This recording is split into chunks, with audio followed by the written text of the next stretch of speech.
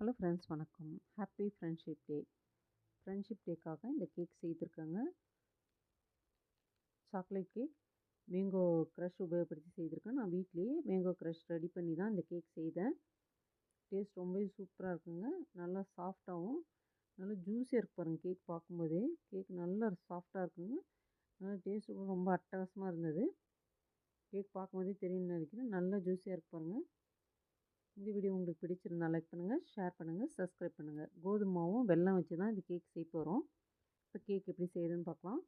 1 spoon instant coffee பொடி எடுத்து ஒரு கப்பில் போட்டு 1 டேபிள் ஸ்பூன் வெது வெதுப்பான பால் ஊற்றி நல்லா கலக்கி அப்படியே வச்சிடலாம்.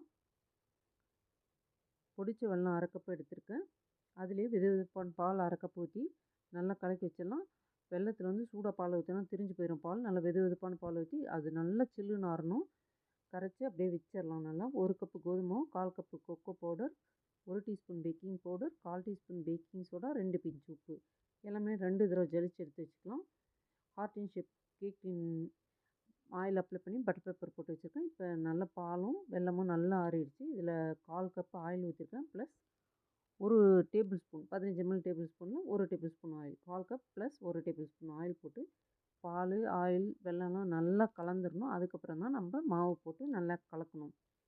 நல்லா இந்த மாதிரி கலந்தப்புறம் நம்ம கலக்கி வச்சுருக்க காஃபி எடுத்து போட்டு அதுலேயே 1 டேபிள் ஸ்பூன் பால் ஊற்றிக்கிறேன். பேட்டர் திக்காக இருக்கனால பால் ஊற்றிட்டு 1 டீஸ்பூன் வெண்ணிலா எசன்ஸ் போட்டு நல்லா கலக்கிட்டு அதுக்கப்புறமா 1 டீஸ்பூன் ஆப்பிள் சைடர் வினிகர் போட்டுக்கிட்டேன்.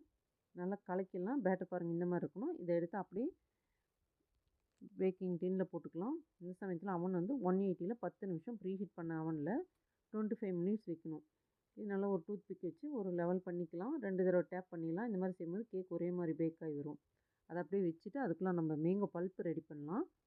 கேக் பேக் ஆகிறதுக்குள்ளார மேங்கோ வந்து 2 கப் எடுத்திருக்கேன். ரா சுகர் 1 கப் எடுத்து 1/2 கப்புலங்க ஒரு 1/2 கப் எடுத்திருக்கேன்.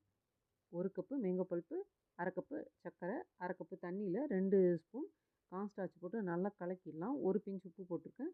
இது நல்லா கலக்கிட்டு பிளெண்டர் வச்சு நல்லா அடிச்சுக்கலாம். இல்லை மிக்ஸி ஜாரில் கூட அடிச்சுக்கலாம். நான் 1/2 கப்பில் போட்டனால 2 தடவை மேங்கோ பல்ப்பு எடுத்துருக்கேன்.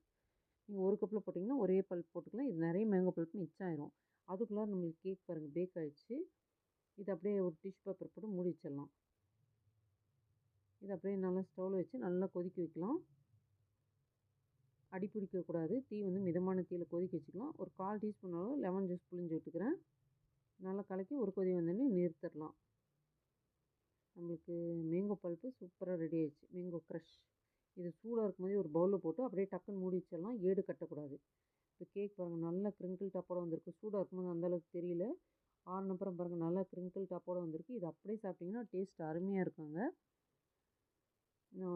கொஞ்சம் நேரம் அப்படியே மூடி வச்ச பாருங்க. ஒரு 15 நிமிஷம் ஆயிடுச்சு. இப்போ நம்ம சைடில் இருக்க பேப்பர்லாம் எடுத்துகிட்டு சைடில் கொஞ்சம் லூஸ் பண்ணிட்டு அப்படியே எடுத்து கமுத்திடலாம்.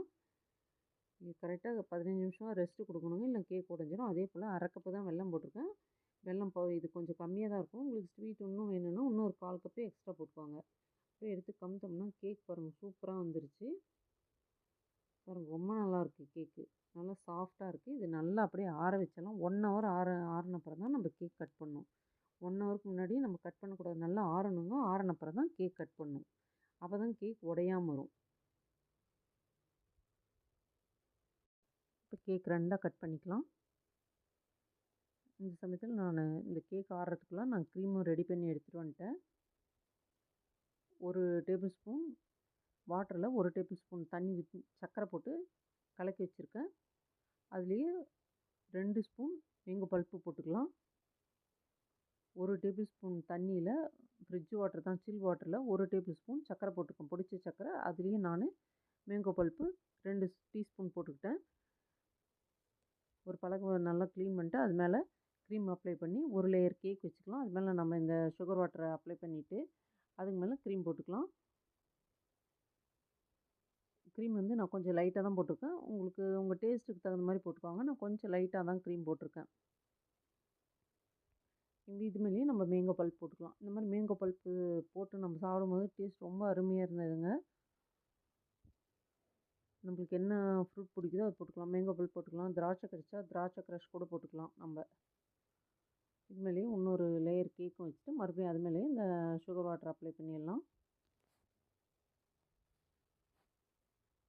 எனக்கு சுகர் வாட்டர் பாருங்கள் 1 டேபிள் ஸ்பூன் தான் எடுத்தேன் தண்ணி. எனக்கு சரியாக போச்சு. நான் நல்லா அப்ளை பண்ணிட்டு சைட்லலாம் நம்ம க்ரம் கோட் கொடுத்துக்கலாம். அப்படியே நல்லா க்ரீம் அப்ளை பண்ணிட்டு க்ரம் கோட் கொடுத்து அப்படியே எடுத்து ஃப்ரிட்ஜில் வைக்கணுங்க. ஒரு 15 நிமிஷமாவது ஃப்ரிட்ஜில் வச்சிடலாம். வச்சதுக்கப்புறம் மறுபடியும் வெளியே எடுத்துட்டேன். எடுத்து இது மேலேயே அப்படியே மெயின் கோட் கொடுத்துக்கலாம். மெயின் கோட் கொடுத்தோம். நம்ம மறுபடியும் இதை ஃப்ரிட்ஜில் வச்சுட்டு அதுக்கப்புறம் தான் நம்ம டிசைன் போடணும். ஒரு 15 நிமிஷமாவது நம்ம வச்சுக்கலாம். அப்படியே சைடெலாம் ஒரு லெவல் கொண்டு வந்துடலாம். வந்துட்டு நம்ம ப்ரஷ் வச்சு அப்படியே சின்னதாக ஒரு டிசைன் கூட போட்டுக்கலாங்க இது மேலேயே.